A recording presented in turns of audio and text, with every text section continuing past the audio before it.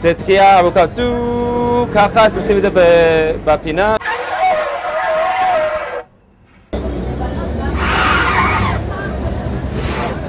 עובד.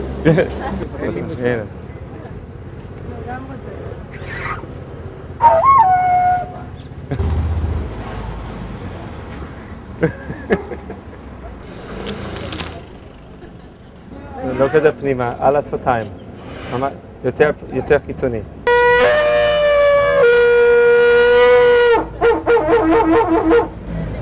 אז איך תוקעים? אמרנו שיש תקיעה, שברים, תשובה, תקיעה.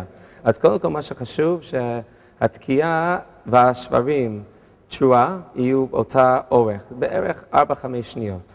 אז יש כאלה שהמקריא שעושה כך עם האצבעות, 2, 3, 4, 5, שיהיה את הקצב ואת השיעור הנכון.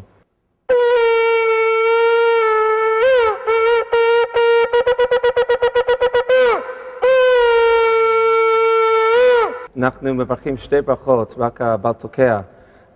תמיד מברכים קודם את הברכה, אשר ברוך אתה השם אלוקינו מלך העולם, אשר קידשנו במצוותיו וציוונו לשמוע קול שופר.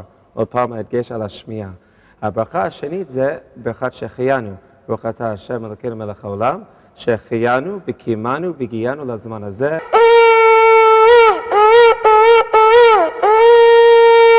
כדאי לחמם את השופר קצת, אוקיי? אז זה מה שעושים עם חום של הגוף, שיהיה כחום הגוף. זה גם מרכך את זה קצת, שזה יהיה תקיעה ברורה וחדה.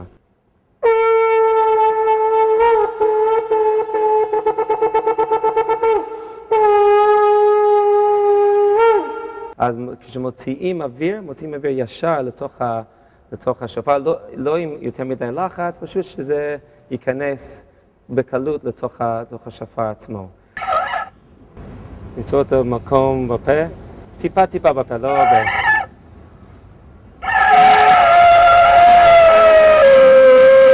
הנושא של ראש השנה זה להכתיר ולהמליך הקדוש ברוך הוא מלך. אז כשמלך נכנס לחדר, מה עושים? טה-טה-טה-טה, הנה המלך בא, כולם עומדים, מכניסים אותם לתוך החדר, מכניסים את המלך. אז כמו כן, אנחנו תוקעים תקיעה ארוכה.